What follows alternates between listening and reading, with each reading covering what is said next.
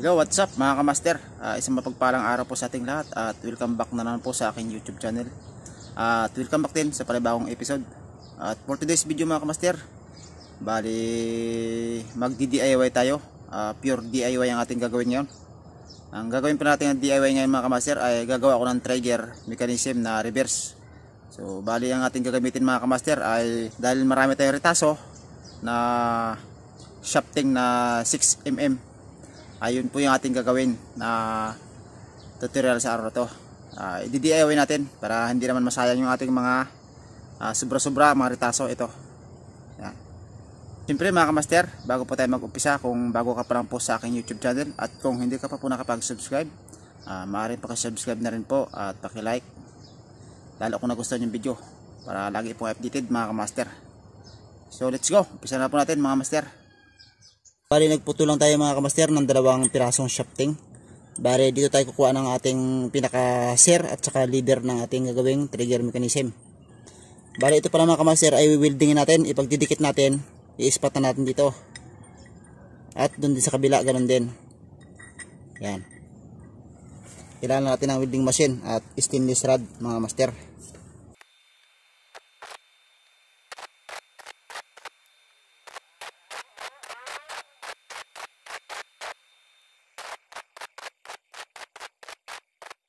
Bali ito na po mga kamaster, na welding na po natin kabilaan. Yan. Bali ang gagawin na natin dito mga kamaster ay i-grind natin yung gilid para pumantay magkabilaan, para pantay siya. Tapos i-design na natin siyang sear at saka lever. Yan, bisa natin mga master. Bali kukuha lang tayo dito mga kamaster ng 3.5 cm mga master. Para dun sa ating magiging lever.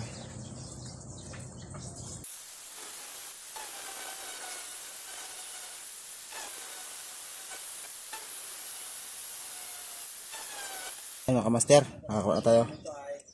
So bali ang gawin natin dito mga kamaster ay i-grind natin to magkabila ang gilid. So yan mga kamaster, bali na-grind natin bahagya. Ang gagawin naman natin mga kamaster ay i-ispat natin sa babaw na medyo mas mataas para yun ang bubungguan ng ating buntot na ating magiging shaft. So yun na lang mga kamaster yung ating gagawin bago natin siya i-design na korteng sear.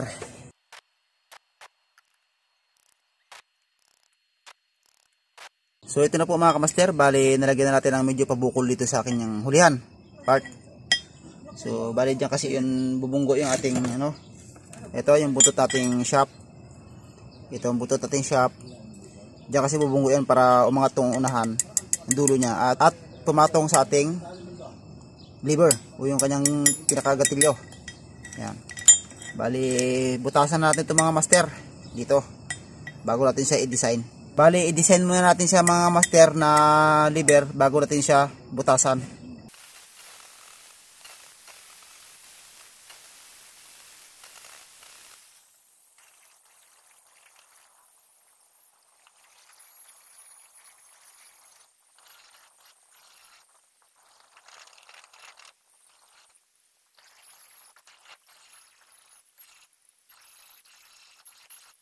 Yan mga kamaster, dahil nag-design na siyang sear.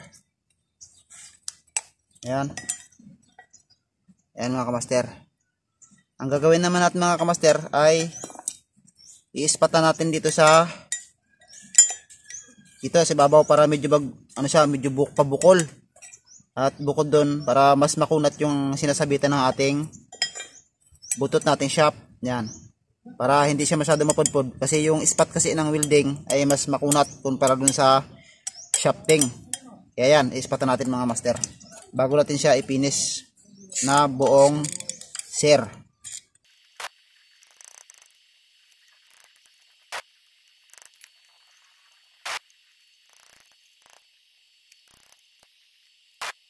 So yan mga kamaster, bali okay na to. Bali i-finish na natin konti.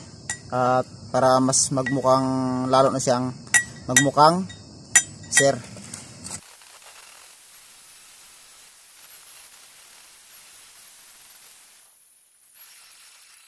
So yun mga master, dahil medyo pinista dito. Mamaya natin siya pakislapin at butasan. Bali, ito naman natin i-design na lever o yung pinaka ano niya, gatilyo niya. Yan. Hindi tayo magkakat sa may harapan muna.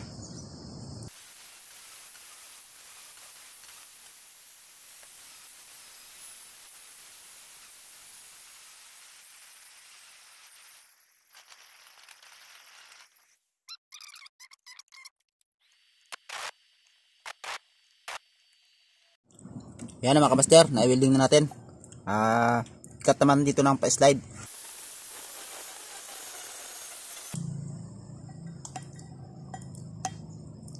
Yan, dito naman tayo sa likod mga kamaster, magka-cut ito. Para mag-design na siyang lever. Talaga mga kamaster, kapag DIY, talagang tiyagaan lang talaga to. Ito ay para sa mga yung walang flat bar, wala kang makita. At kung mayroon kayong shafting na 6mm, huwag nyo itatapon. At pwedeng gawing DIY yon mga kamaster na pan-trigger.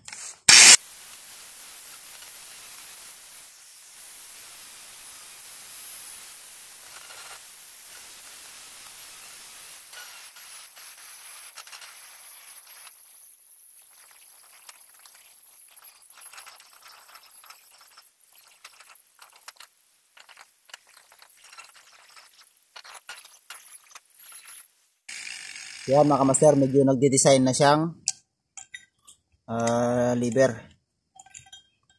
Bali, tuloy-tuloy lang pag ano nito mga kamaster, pag grind magkabila ang gilid at saka dito sa harap.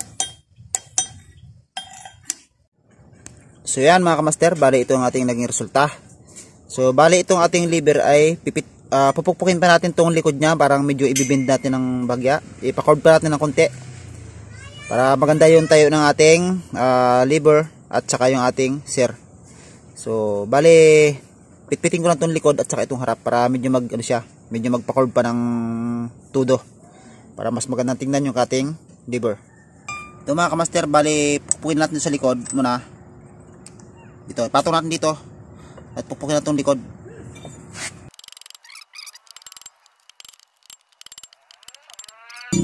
Pwede na yan. Bali, butasan na natin to at ating ipipinish mga master. Bali, ipa-flap dish lang muna natin ito mga kamaster para medyo kuminis bago natin siya butasan.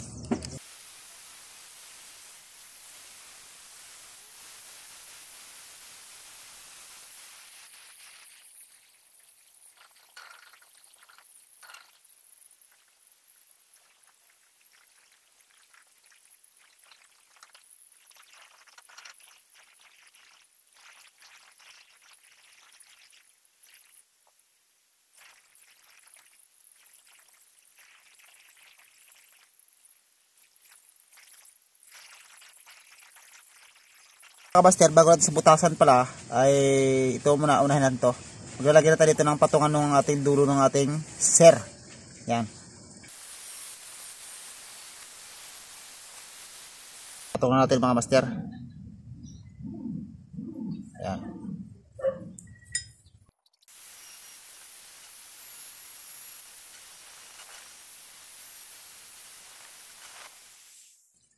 Dito naman tayo bababa sa sear mga kamaster, sa dulo.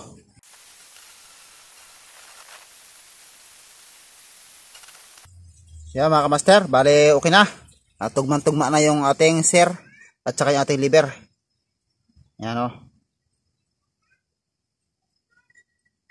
Yan. So bale magbubutas na tayo mga master. Makuha na natin yung ating design na DIY. Unahin natin sa sear mga master. Bago yun, tuldukan muna natin ng pako na concrete nail. Concrete nail.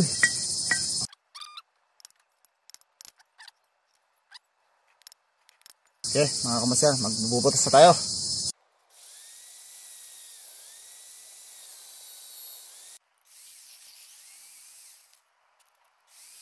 Bali nabutasan natin ng 1/8 mga kamaster. Sundan natin ng 316 yung pinaka final na magiging butas natin. Ito na mga kamaster, bali butas na 316 yung ating lever. Okay, bali itong sear na lang mga kamaster ang susunod na butasan ng 316. So ito na mga kamaster, bali kompleto na po at nabubutas na natin. Maglalagay naman tayo dito ng yung pinaka sangatan ng ating kuan o sinasabitan ng ating spring. Yan, dito sa part na to. Bali, guguhitan natin yan. Pero yung butas natin mga master, okay na. Yan. Nagagawa naman tayo ng DIY rin na housing. Yung kanyang pinaka housing nya. Lagyan ko lang ito ng sangatan mga master.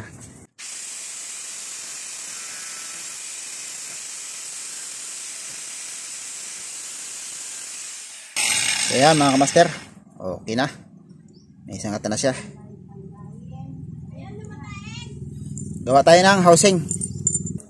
Ito yung ating gagawing housing, 1.5 mm na stainless na plate.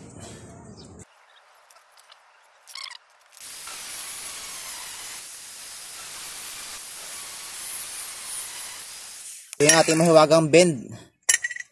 Lagyan natin dyan mga master.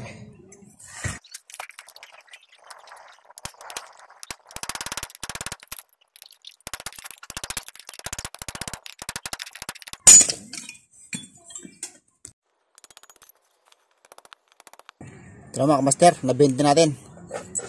Yan. Bali, ikat na natin yung ibang allowance master.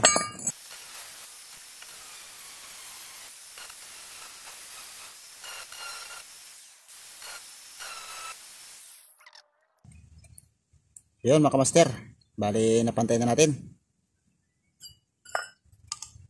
Set up na natin ito mga kamaster, itong ating lever at saka sear at saka lever. Ito. Yan, maglalagay lang tayo ng masking tape para hindi lumundag yung ating drill.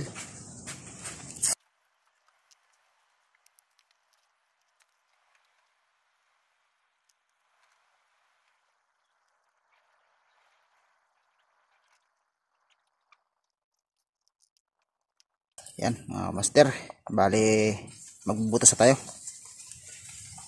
Patong natin tong sear. Yan. Tapos yung ating sample na shaft.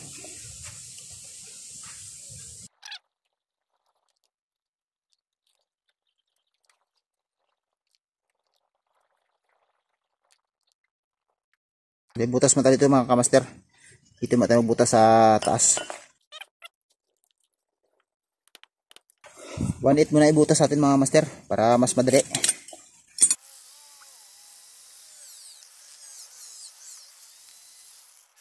Mga master, sundan natin ng 360 yan pag nakabutas na tayo dito sa kabila.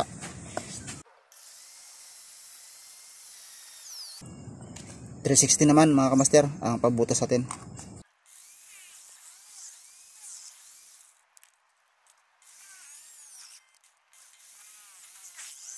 So yan mga kamaster, bali butas na.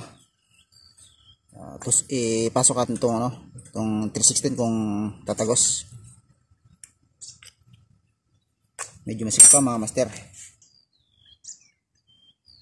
Yan mga kamaster, bali tagos na. Gawin din sa kabila. Ikakat naman natin mga master. Itong ibabaw, ikat yan. Cut nyo sa ilalim. Para ito ang ating kukunin, itong design na to. Yan. So yan mga kamaster, bali ito yung ating sear at saka lever. Yan o. Yan. So bali bago natin siya i-cut pala mga master, maglalagay mo tayo dito ng butas dito sa ibabaw, dito sa unahan. Yan. Bali bubutas natin to. Ito kasi magiging stopper niya mga master. Itong dibdib ng ating sear, diyan babangga. Para hindi siya gumanon. Yan. Para diyan lang siya. Para pag kinalabit mo, yan, gaganyan lang siya mga master. Okay. Bali butasan natin mga kamaster. Bali 316 din yung ikakabit natin dito, ilalak.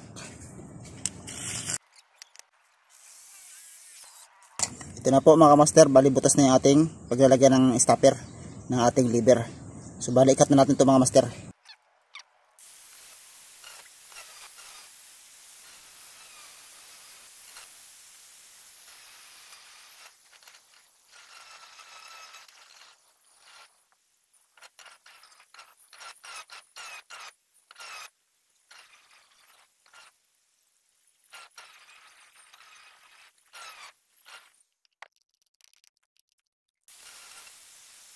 So ito na mga kamaster, bali magpuputol na tayo ng 316 na shafting pang lagyan dito sa stopper nya. Yan.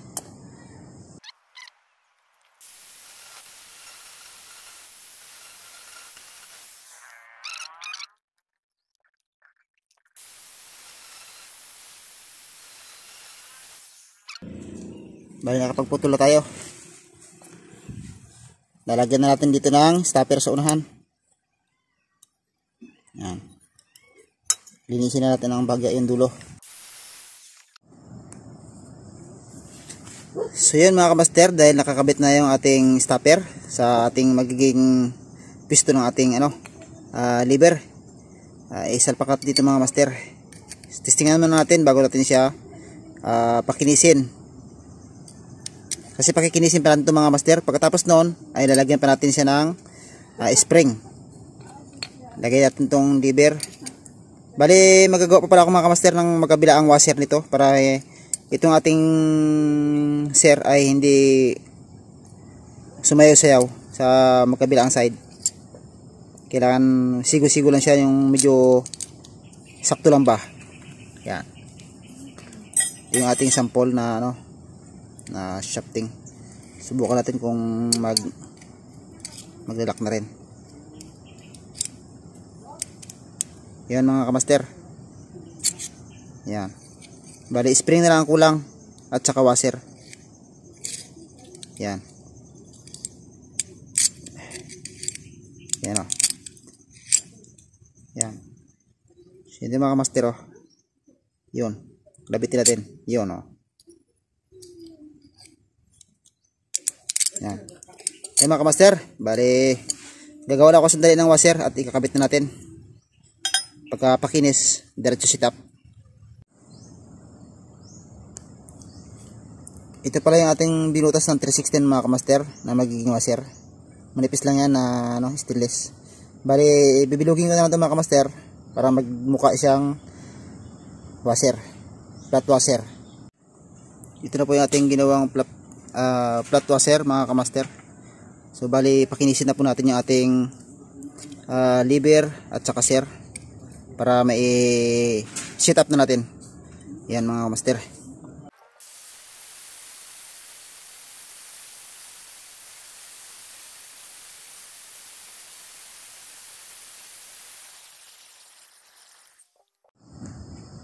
So yan mga kamaster, bali nagbawas tayo ng kabilaan yan, kabilaan. Kasi medyo masikip dun sa loob ng ating housing. Subukan natin ulit mga master, ikabit to kung sakto na. Okay mga master, kakabit na natin. Bali dalawang ikot lang yan, tig-dalawa lang kabilaan. Yung ating ginawang spring.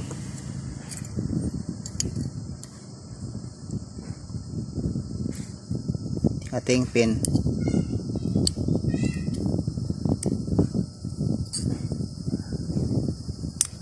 Yan. Yun. Bali ito pala mga kamaster, isusuot natin doon, may kabila doon. Doon, papunta doon sa kabila, patagos. Bali dito siya dadaan sa ilalim ng yan ang ating ginawang stopper. Kunin natin tong dulo. Ito. Yan. Yung isa ganoon din mga kamaster, ito rin isa. Dito naman sa kabilang side. Left and right yan mga kamaster ang pistuhan nila. Yan. Yan. May batak. Patakin natin ng pagganyan. Yan. Tara. So ayan na mga master, oh. Ayan na siya.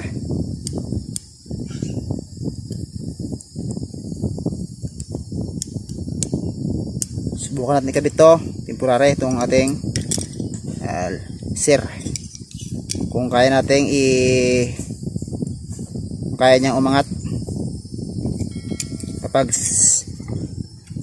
nilpakatan yung shafting. Yun mga kamaster, tagumpay ang ating operasyon. Yan, o. Yan,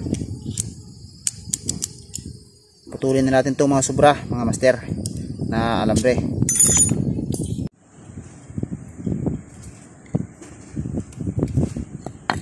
Bali pantay na natin mga kamaster bago natin sa pukpukin ng martilyo.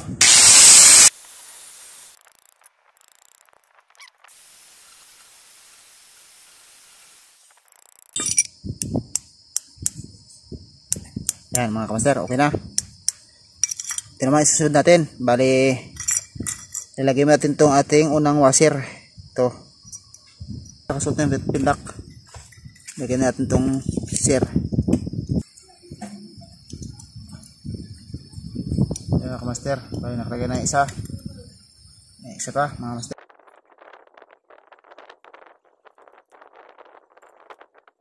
Yan mga kamaster, bali ito na. Yan ang pakalambot niya. Yan. Subukan natin ulit mga master. Yan, o.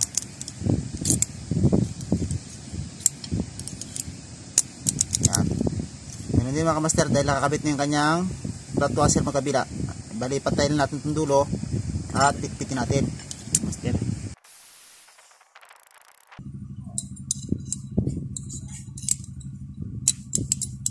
Yan.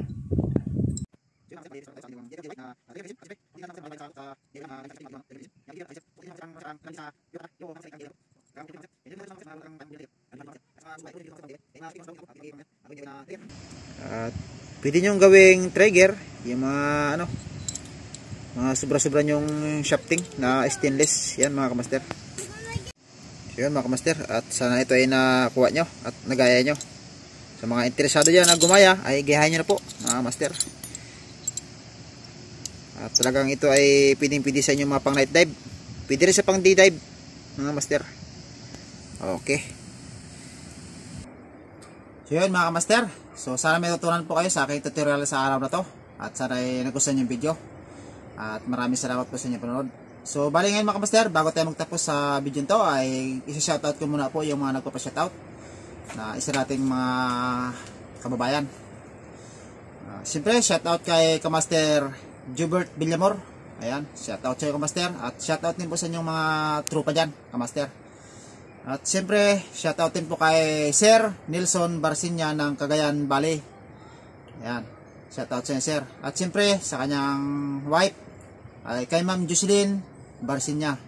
Ayan, maraming salamat po sa inyong ma'am and sir sa inyong panonood. At siyempre sa shoutout sa lahat ng taga Cagayan Valley. At siyempre shoutout din po sa taga Cagayan Valley. Yan, shoutout sa inyo lahat mga kamaster. Salamat po sa inyong panonood dyan. At siyempre shoutout din sa Sealand Builder from Baguio, Cordillera. Ayan, shoutout po sa inyong lahat dyan mga taga Baguio, Cordillera. Kung saan man po nakaabot nyo aking mga video, ay maraming salamat po sa inyong panonood at sa inyong walang sawang suporta. Sana ay hindi po kayo magsawa manood sa aking mga in-upload na video. Patuloy niyo po sana akong suportahan mga kamaster. Maraming salamat po at see you next episode and God bless to all. Bye bye!